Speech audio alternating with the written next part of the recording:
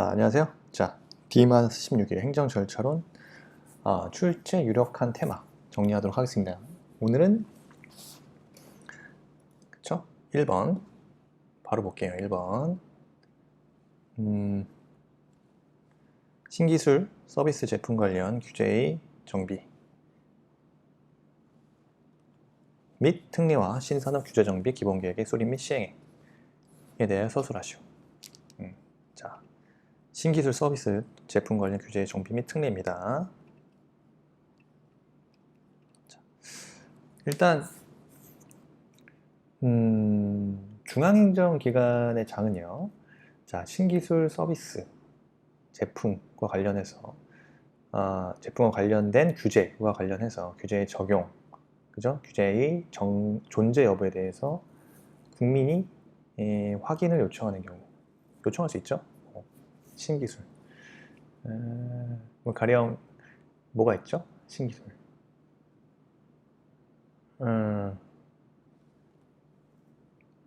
미국에 있을 때 그 무인 차량 있잖아요. 뭐 그런 느낌.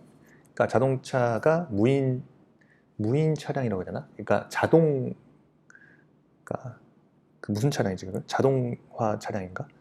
그러니까 사람이 직접 운전을 안 해도 알아서 운전해 주는 거 있잖아요. 그러니까 충격 방지.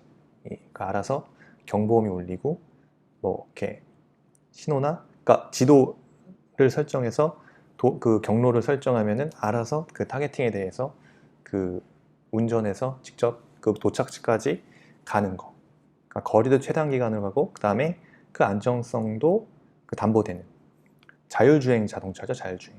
그게 미국 같은 경우는 구글에서 돌아다니긴 하더라고요. 특정 지역에 한해서 너무 밀집 지역이 아닌 좀 한산한 차량이 좀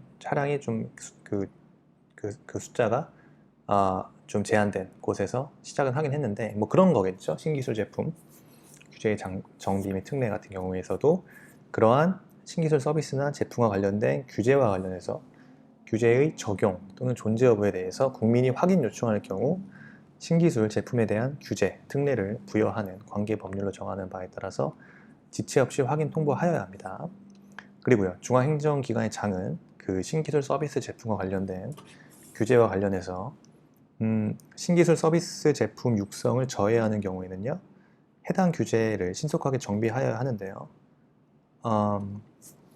그 일정한 사항이 가령 이런 거죠. 기존 규제를 해당 신기술 서비스 제품에 적용하는 것이 곤란하거나 맞지 아니하는 경우, 그 다음에 해당 신기술 서비스나 제품에 대하여 명확히 규정되어 있지 아니하는 경우, 이러한 경우에 해당돼서 뭐 드론 개발 같은 것도 마찬가지죠. 고도 제한이 걸려 있잖아요. 그 신기술 서비스 제품 육성을 저해하는 경우에는요, 해당 규제를 신속하게 정비하여야 합니다. 그 다음에요, 중앙행정기관의 장은요, 규제를 정비하여야 하는 경우로서 필요한 경우에는 해당 규제가 정비되기 전이라도 그 신기술 서비스 제품과 관련된 규제 특례를 부여하는 관계 법률로 정하는 바에 따라 해당 규제의 적용을 면제하거나 완화할 수 있습니다.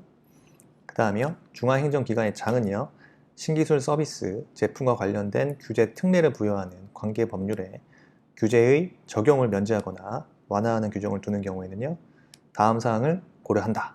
첫째, 국민의 안전, 생명, 건강에 위해가 되거나 환경 및 지역 균형 발전을 저해하는지 여부와 그 다음에 개인정보의 안전화 보호 및 처리 여부입니다. 둘째, 해당 신기술 서비스 제품의 혁신성 및 안정성과 그에 따른 이용자의 편익이요.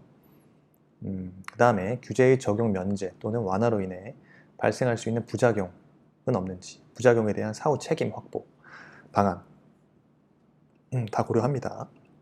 그 다음 신산업 규제 정비 기본 계획의 수립 및 시행이죠. 기간은요, 기간입니다. 위원회는 그 신산업을 육성하고 촉진하기 위하여 신산업 분야의 규제 정비에 관한 기본 계획을 3년마다 수립 시행이죠. 그 다음에 기본 계획에 포함된 사항이에요. 자, 첫째, 신산업 분야의 규제 정비의 목표와 기본 방향입니다. 둘째, 신산업 분야 육성을 위한 규제 정비에 관한 사항. 그 다음에 셋째, 신산업 분야의 우선 허용 사후 규제 방식으로의 전환에 관한 사항. 일단 허용하고 사후 규제 방식으로 전환하는 그 전환에 관한 사항. 그다음에 신산업 분야의 규제 정비와 관련하여 관계 중앙 행정기관 간 정책 및 업무 협력에 관한 사항. 그 밖에 신산업 분야 규제 정비에 필요한 사항입니다. 이게 기본 계획에 포함돼요. 이거는 또 외워야겠죠. 기본 계획에 포함될 사항 첫째, 신산업 분야의 규제 정비의 목표, 그 다음에 기본 방향이에요.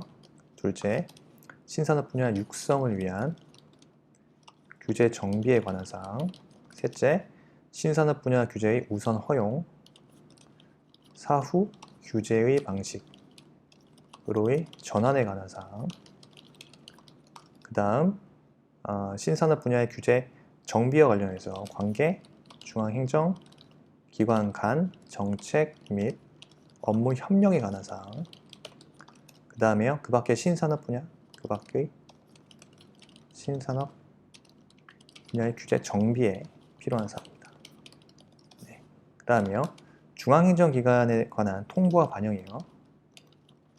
자, 위원회는 기본 계획이 수립된 때 지체 없이 이를 관계 중앙행정기관의 장에게 통보하여야 하며, 관계 중앙행정기관의 장은 그죠? 기본 계획에 따라 연도별 시행 계획을 규제 정비 계획에 반영하여야 합니다. 그래서 그 위원회는 기본 계획이 수립된 때 지체 없이 중앙행정기관의 장에게 통보하고요.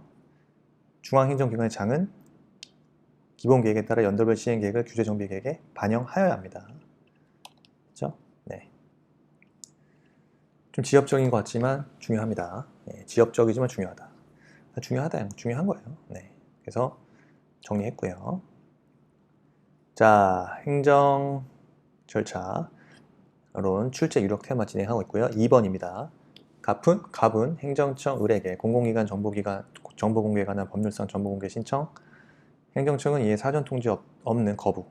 그래서 사전 통지 없는 거부 처분 유효할 수 있는지. 그 다음에 정보 공개 신청에 대한 갑의 불복 구제 절차. 자, 거부 처분의 유효성 여부. 그 다음에 행정 절차법상 사전 통지 대상. 그죠? 이게 중요하죠. 문제 1번은. 그죠? 그 다음에 거부 처분이 행정 절차법상 사전 통지의 대상인지 여부. 요게 이제 핵심이잖아요. 그죠? 판례는 어떻게 봅니까? 거부 처분은 사전 통지 대상이 아니라는 게 판례 입장이죠. 학설은 긍정설과 부정설이 대립하겠죠. 일반적으로는 부정설이 일반적인 입장이고요. 거부 처분의 유효성, 판례에 따르면 그 신청에 대한 거부 처분은 사전 통지 대상이 되지 않기 때문에 유효한 처분이라 할 수 없다가 아니라 할 수 있죠. 예, 신청에 대한 거부 처분의 거부 처분의 경우 사전 통지 대상이 아니기 때문에 유효한 거부 처분이라 할 수 있겠죠. 그래서 사전 통지가 없는 거부 처분 유효할 수 있는지 약술하시오. 자, 문제 1번 그렇고요. 그러면 자, 처음부터 볼게요. 목차. 행정절차법상 사전 통지 대상이 되는 게 뭐가 있습니까? 사전 통지 대상은요, 당사자에게 의무를 부과하거나 권익을 제한하는 처분을 하는 경우 당사자 등에게 사전 통지를 하죠. 네, 행정절차법상 규정이 되어 있습니다. 사전 통지 대상은 당사자에게 의무를 부과하거나 권익을 제한하는 처분을 하는 경우 당사자 등에게 사전 통지를 하여야 한다고 규정하고 있습니다. 2번, 거부 처분이 행정절차법상 사전 통지 대상인지 여부. 학설은 대립한다고 했죠. 자, 긍정설 입장은요, 거부 처분도 그죠? 상대방의 신청에 대한 내용을 부여하지 않는 권익 제한 처분이기 때문에 사전 통지가 필요하다는 긍정설이고요. 반면에 거부 처분은 소극적 처분으로서 거부 처분으로 상대방의 권익에는 변동이 없어 사전 통지의 대상이 아니라는 부정설이 학설로 대립합니다. 일반적인 입장은 부정설 입장이죠. 판례는 부정설 입장입니다. 그래서 거부 처분 유효성 여부는 유효하죠. 왜? 판례에 따라 신청에 대한 거부 처분의 경우 사전 통지의 대상이 되지 않기 때문에 유효한 처분이라고 할 수 있습니다. 자, 문제 2번이요. 정보 공개 신청에 대한 갑의 불복 구제 절차.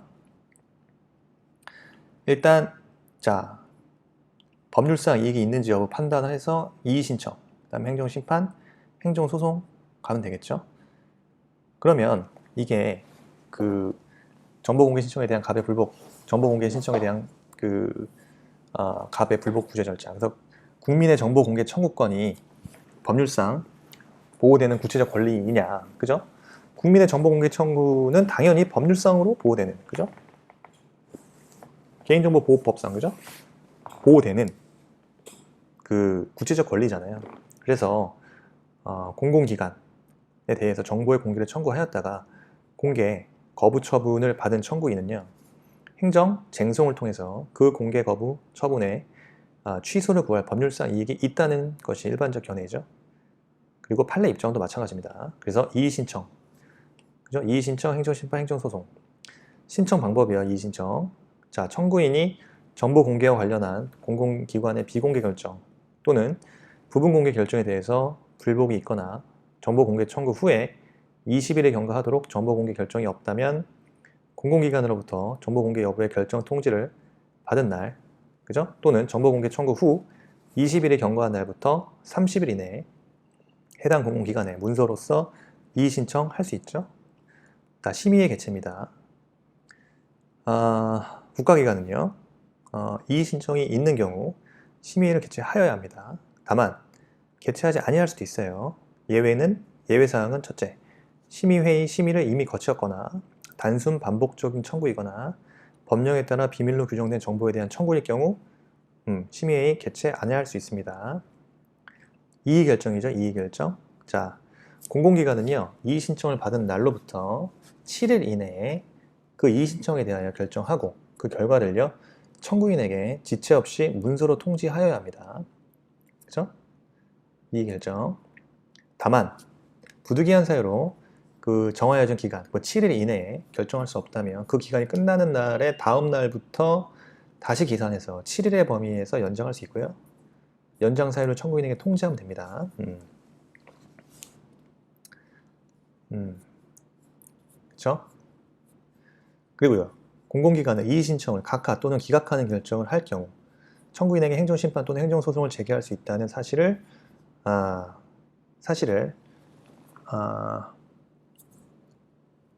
이의신청 결과 통지와 함께 알리면 되겠죠? 그렇습니다. 그 다음에 행정심판이요. 방법. 청구인이 정보 공개와 관련한 공공기관의 결정에 대해서 그 불복이 있거나 정보 공개 청구 후 20일 경과하도록 정보 공개 결정이 없다? 그럼 행정심판법에서 정하는 바에 따라서 행정심판 청구할 수 있죠? 그래서 정보 공개 청구 후 20일이 경과하도록 정보 공개 결정이 없다. 행정심판법에 정하는 바에 따라 행정심판을 청구하면 됩니다. 이 경우 국가기관, 지방자치단체 외의 공공기관의 결정에 대한 감독 행정기관은요, 관계 중앙행정기관의 장 또는 지방자치단체의 장으로 합니다. 자, 청구인은요, 이의신청 절차를 거치지 아니하고 행정심판을 청구할 수도 있고요. 자, 위원회 비밀 누설 금지죠. 두 번째. 행정심판위원회의 위원 중 정보 공개 여부의 결정에 관한 행정심판에 관하여서는 위원은 재직 중은 물론 퇴직 후에도 직무상 알게 된 비밀을 누설하여서는 아니 되죠. 자, 그리고 행정소송입니다. 방법이요. 청구인이 정보 공개와 관련한 공공기관의 결정에 대하여 불복이 있거나 정보 공개 청구 후 20일이 경과하도록 정보 공개 결정이 없다면 행정소송법에서 정하는 바에 따라서 행정소송 제기할 수 있습니다. 네, 마찬가지예요. 20일 경과하도록 정보 공개 결정이 없다. 행정심판 제기할 수도 있지만 행정소송 제기할 수도 있어요. 이 경우 재판장은 필요하다고 인정하면요, 당사자를 참여시키지 아니하고 제출된 공개 청구 정보를 비공개로 열람 심사할 수 있습니다. 그리고 해당 정보의 제출 예외. 재판장은 행정쟁송의 대상이 국가안전보장이나 국방 또는 외교 통일에 관한 정보의 비공개 또는 부분공개 결정 처분인 경우 공공기관이 그 정보에 대한 비밀 지정 절차라든가 비밀 등급, 종류, 성질, 이를 비밀로 취급하게 된 실질적 이유 및 공개를 하지 아니하는 사유 등을 입증하면요, 해당 정보를 제출하지 아니하게 할 수 있어요. 그 예외가 있습니다. 그래서 국가안전보장, 국방 또는 외교 관계에 관한 정보의 비공개 또는 부분 공개 결정 처분이 경우, 그죠? 이에 대해서 공공기관이 그 비밀의 등급, 비밀 지정 절차, 종류, 그 성질, 이를 비밀로 취급하게 된 이유, 그다음에 공개를 하지 않은 사유 등을 입증을 하면요, 해당 정보를 제출하지 아니하게 할 수 있다는 거죠. 네. 그래서 불복 구제 절차, 이의신청과 행정심판, 행정소송. 예. 항상 같은 레파토리니까 이건 또 기억해야겠죠? 그 다음에요. 행정절차법상 의견 청취 방법으로 청문 공청회 의견 제출이 있는데 이거는 뭐 네. 자, 간단하게 좀 정리해야겠죠? 이거는 이것도 많이 봤죠? 일단 청문 실시 시기는요. 여러분 그냥 구두로 할게요. 청문. 쓸까요? 한번 써볼까요? 청문회 실시 시기. 자, 행정청이 처분을 할 때. 행정청이 처분을 할 때. 천천히 할게요. 다른 법령 등에서 어떻게? 다른 법령 등에서 청문을 하도록 규정하고 있는 경우. 둘째, 그 다음에 행정청이 필요하다고 인정하는 경우. 셋째, 인허가 등의 취소. 그 다음에 신분, 자격의 박탈.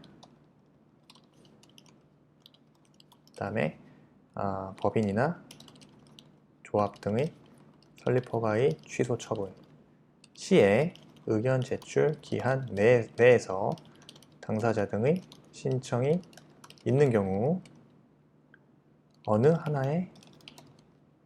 하나에라도 해당하는 경우 청문을 실시할 수 있죠. 청문 실시합니다. 세 가지 요건. 두 번째, 공청회는요. 자, 실시 시기입니다. 행정청이 다른 법령 등에서 그 공청회를 개최하도록 규정하고 있는 경우, 그 다음에 해당 처분의 영향이 광범위해서 널리 의견을 수렴할 필요가 있는 경우. 네. 수렴할 필요가 있다고 누가 인정해야 돼요? 행정청이 인정하는 경우. 이때 할 때 어느 하나에 해당하면 공청회 개최하죠. 다음 의견 제출입니다. 실시 시기. 자, 행정청이 당사자에게 의무를 부과하거나 권익을 제한하는 처분을 할 때 청문 또는 공청회를 실시하는 경우 외에는 당사자 등에게 의견 제출의 기회를 주어야 한다. 됐죠? 세 가지입니다. 다음이요. 행정조사법상 자발적 협조에 따른 행정조사에 대해서 약수를 하시오. 자발적 협조조사. 네. 착한 행정기관이네요. 그래서 법적 근거 필요 여부합니다. 여부. 행정기관은 법령 등에서 행정조사를 규정하고 있는 경우에 하나요. 그죠? 행정조사 실시할 수 있는데요. 다만 조사 대상자의 자발적인 협조를 그죠? 자발적인 협조를 얻어서 실시한 행정조사의 경우는 법적 근거 굳이 필요 없습니다. 그죠? 거부 가능성. 자, 행정기관의 장이 조사 대상자의 자발적인 협조를 얻어 행정조사를 실시하고자 하는 경우 조사 대상자는요, 문서, 전화, 구도 등의 방법으로 당의 행정조사 거부할 수 있죠. 싫은데요? 이렇게. 이게 자발성이 담보가 될까요? 이런 식으로 거부할 수 있습니다. 자, 셋째, 조사 여부에 대한 무응답. 자, 행정조사에 대하여 조사 대상자가 조사에 응할 것인지에 대한 응답을 하지 아니하는 경우 법령 등에서 특별히 규정이 없는 한 그 조사를 거부한 것으로 봅니다. 다시, 행정조사에 대하여 조사 대상자가 조사에 응할 것인지에 대한 응답을 하지 아니하는 경우 법령 등의 특별한 규정이 없는 한 그 조사를 거부한 것으로 봅니다. 무응답, 그 조사 거부한 것입니다. 다음이요. 조사 거부자의 통계 작성 경우. 그러니까 행정기관의 장은요, 조사 거부자의 인적사항 등에 관한 기초 자료의 경우 특정 개인을 식별할 수 없는 형태로 그 통계를 작성하는 경우에 하나여 이를 이용할 수 있습니다. 그래서 조사 거부자의 인적사항 등에 대한 기초 자료는 특정 개인을 식별할 수 없는 형태로 통계를 작성하는 경우에 하나여 이를 이용할 수 있습니다. 다음이요. 주민등록법. 자, 주민등록번호가 유출됐습니다. 갑은 해당 구청장에게 주민등록번호의 변경 신청을 하였는데 주민등록법 규정을 근거로 이를 거부하였습니다. 이에 불복하여 구제를 도모하고자 하는 갑은요, 해당 규정을 찾고자 합니다. 주민등록법상 주민등록 변경에 대해서 서술하시오. 자, 주민등록 변경에 대한 신청이 있어야겠죠? 그 다음 주민등록 변경위원회의 변경 결정 청구하고요. 결정에 대한 통지 대통령으로서의 위임, 대통령령으로의 위임.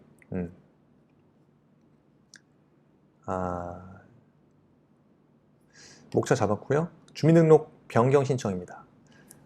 가령 이런 거죠. 주민등록 변경 신청 대상은요. 변경 신청. 자, 대상 적어야겠죠. 중요합니다. 이건 외워야지. 네, 세 가지죠. 유출된 주민등록 번호로 인해서 주민등록 번호로 인하여 생명, 신체에 위해를 입을 우려가 있다고 인정되는 사람. 둘째요. 유출된 주민등록 번호로 인해서 재산상, 재산에 피해를 입거나 입을 우려가 있다고 인정되는 사람. 주민등록번호 변경할 수 있죠. 그 다음에 어떤 경우, 그러니까 일정 사항에 해당돼서 유출된 주민등록번호로 인해서 유출된 주민등록번호로 인하여 피해를 입거나 입을 우려가 있다고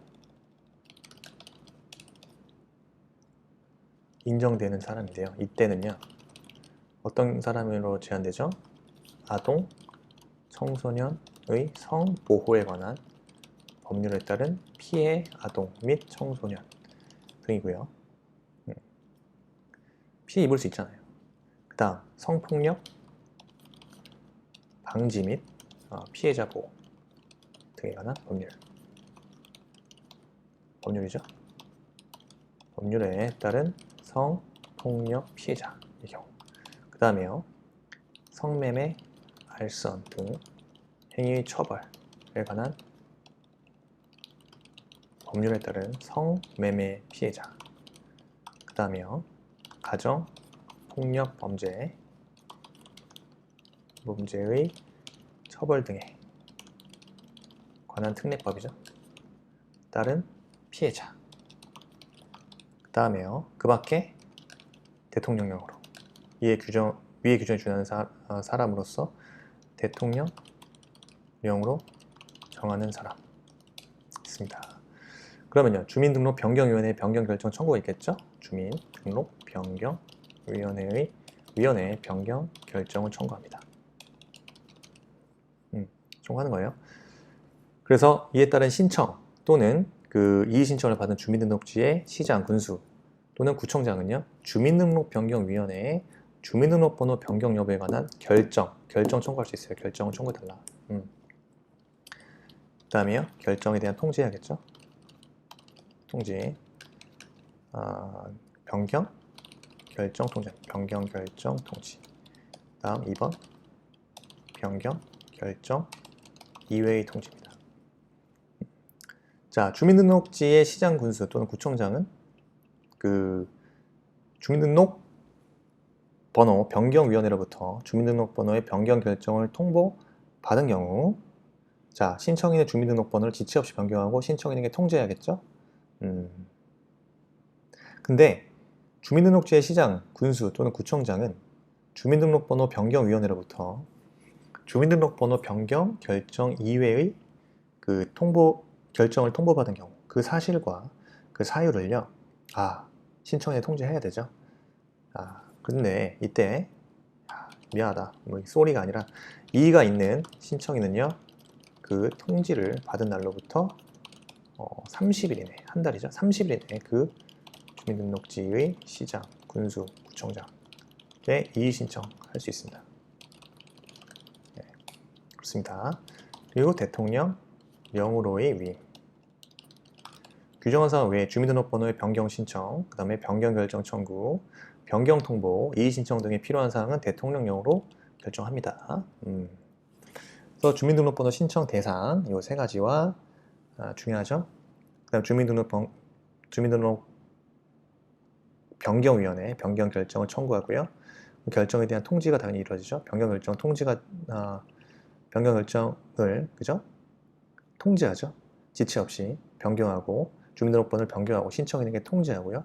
변경 결정 이외의 통지가 있는 경우는 당연히 그 통지받은 그 신청인이겠죠. 그 통지를 받은 날로부터 30일 이내에 주민등록지의 시장군수 구청장에게 이의 신청할 수 있고요. 그 규정한 사항 외에 그죠? 그 주민등록번호의 변경이나 신청, 변경 결정 청구나 변경 통보나 이의 신청 등에 필요한 사항은 대통령령으로 정합니다. 네, 됐죠?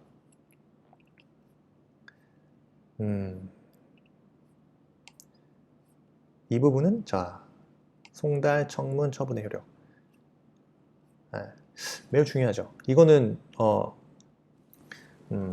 조금 그냥 단순한 문제 아니잖아요, 그죠? 자, 그냥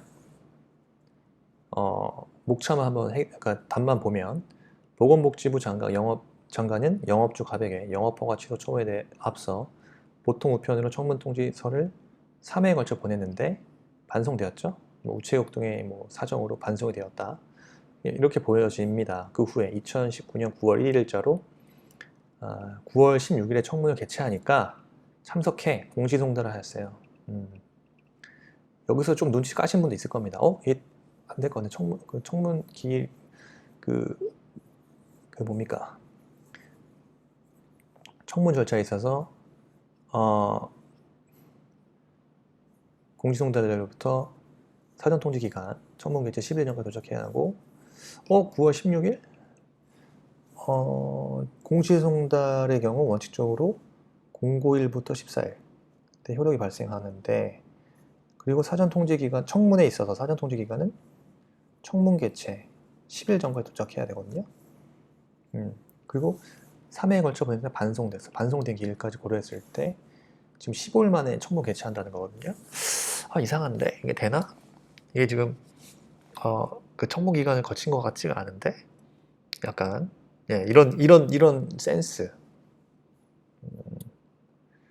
답이 나왔네 근데 이미. 근데 하지만 보건복지부 장관은 공정하게 청문 주제를 선정하고 이건 페이크입니다. 청문 조서를 작성하는 등 청문 절차를 거쳤다고 주장하겠죠. 이 사건 영업허가 취소 처분 위법하다고 지금 제가 방금 말씀드렸죠.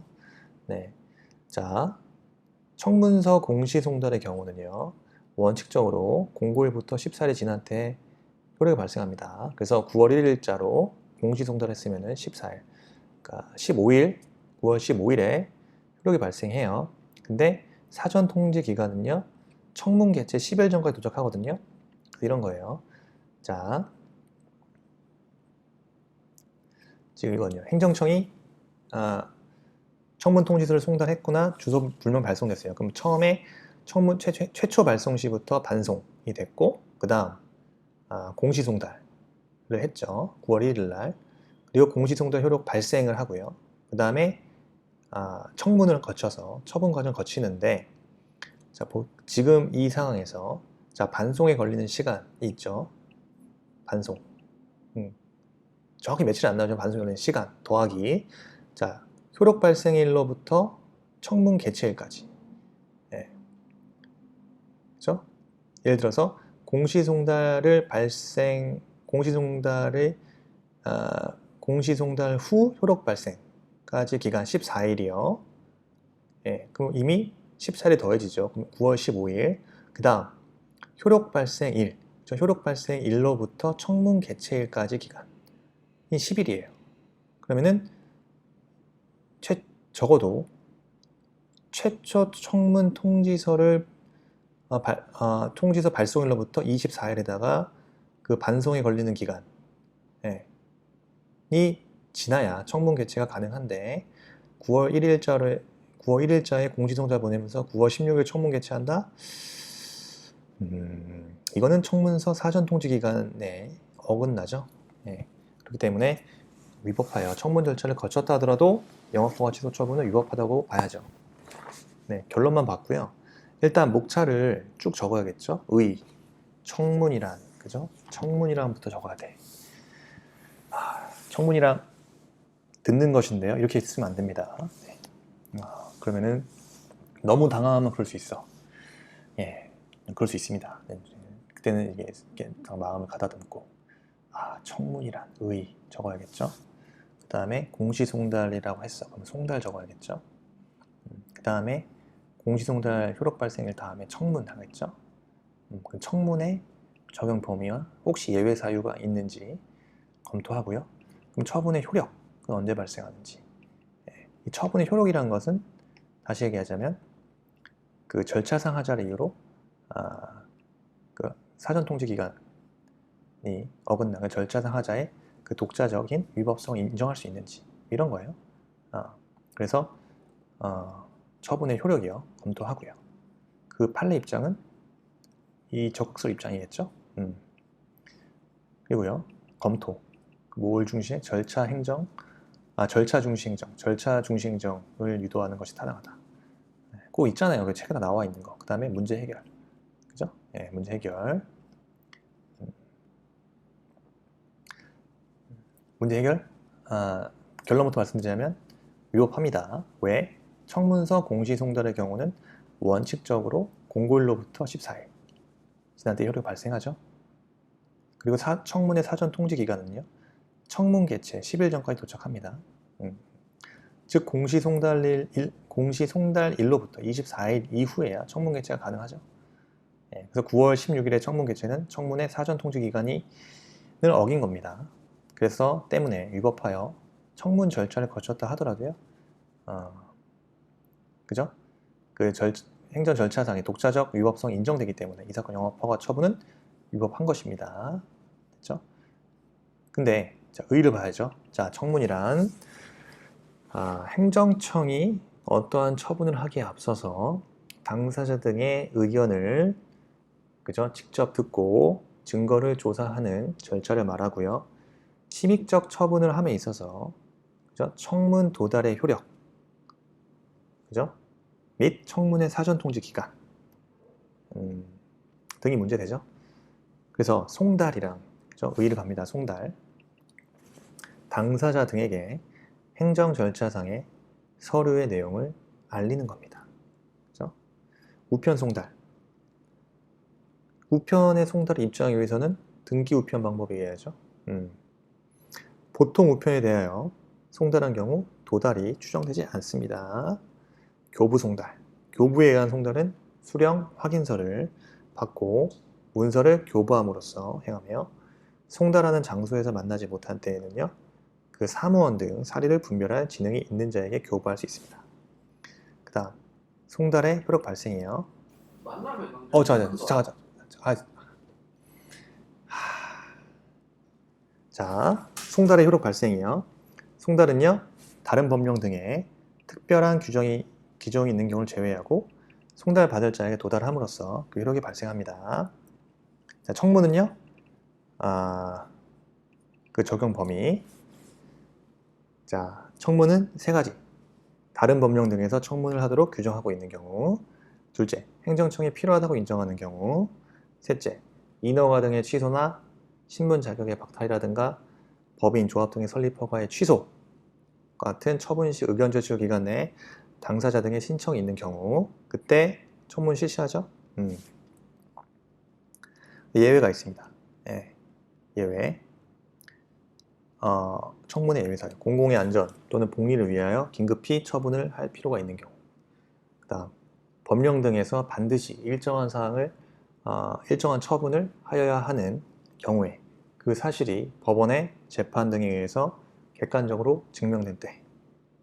셋째, 처분의 성질상 그 의견 청취가 현저히 곤란하거나 명백히 불필요하다고 인정될 만한 상당한 이유가 있는 경우와 넷째, 당사자의 의견 진술의 기회를 포기한다는 뜻을 명백히 표시하는 때.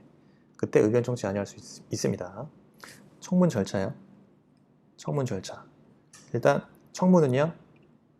그 행정청이 소속 직원 또는 대통령령으로 정하는 자격을 가진 사람 중에서 선정하는 사람이 주재하되 행정청은 청문 주재자의 선정이 공정하게 이루어지도록 노력합니다. 그래서 행정청은요. 청문이 시작되는 날로부터 7일 전까지 청문 주재자에게 청문과 관련한 필요한 자료를 통지하고요. 당사자에게는 10일 전까지 알립니다. 그러면 행정청은 처분을 함에 있어서 청문 조서, 청문 주재자의 의견서, 그 밖의 관계 서류 등을 충실히 검토하고 상당한 이유가 있다고 인정할 시에는요, 청문 결과를 반영해야 합니다. 그 처분의 효력이요. 학설, 소곡설과 적극설, 절중설 나뉘죠. 절차상 하자만의 이유로 취소할 수 없다는 게 소곡설이죠. 그 내용상 하자가 있어야 취소할 수 있다는 견해고요. 적극설이죠. 절차상 하자만의 이유로 취소할 수 있다는 견해. 절충설은요. 기속행위의 경우에는 절차상 하자를 이유로 취소할 수 없지만 재래 행위에 있어서는 행정청은 기본 처분과 다른 처분을 할 수 있기 때문에 절차상 하자를 이유로 취소할 수 있다는 견해. 판례는요. 적극설 입장이죠. 그래서 절차적 요건을 갖추지 못한 그 공정거래위원회 시정 조치라든가 과징금 납부 명령설 같은 경우는 설령 실제법적 사유를 갖추고 있다 하더라도 위법하여 취소 면할 수 없다는 게 판례고요. 검토요. 현행 행정 소송법 이 절차 위법의 이유로 한 취소 판결을 인정하고 있으므로, 그렇죠? 절차 중시 행정을 유도하는 것이 타당하고 따라서 적극설이 타당하다. 자, 문제 해결이에요. 청문서 공시 송달의 경우 원칙적으로 공고일부터 14일 지난 때 효력이 발생하죠. 자, 청문회 사전 통지 기간은 청문 개최 10일 전까지 도착해야 하죠. 즉 공시 송달일부터 24일 이후에 청문 개최가 가능한데 사안의 9월 16일에 청문 개최일은 사전 통지 기간을 어겼죠. 따라서 위법하죠. 그래서 청문 절차를 거쳤다 하더라도 이 사건 영업허가 취소 처분은 위법하다고 봐야 됩니다. 40점. 네. 다 다뤘어요. 송달, 청문, 절차상 위법이 있는 그 처분의 효력, 그죠? 다 다뤘습니다. 네. 이거 반복하면 다른 유사한 사례가 나와도 충분히 대비할 수 있겠죠. 일단 오늘 행정 절차는 1세트는 여기까지 하고요. 네. 더 많은 기출문제, 유사 사례들 많이 담았습니다. 이젠 그거예요. 기출문제를 도외시하면 안 됩니다. 기출문제를 그래도 중요한 쟁점들을 파악해야 되고요. 그거를 심화 발전시킨다는 거죠. 그 다음에 기출문제 많이 풀고, 그 다음에 이제 그 실전 연습. 이게 뭐예요? 백지에다 써보는 거죠. 그래서 여러분들이 종이에다가 키워드 잡는 거, 목차 잡는 거, 뭐 몇 번 해라 이게 아니에요. 그냥 밥 먹듯이 해라. 밥 먹듯이. 지금은 16일 남았다. 그래도 기준이 있어야겠죠? 한 3세트는 해라. 최소. 네. 3세트 이상 하십시오. 그러면은 조금은 자신감이 붙으실 겁니다. 그래서 오늘 수고하셨고요. 예, 이상 마치겠습니다. 쇼터되었습니다. 감사합니다.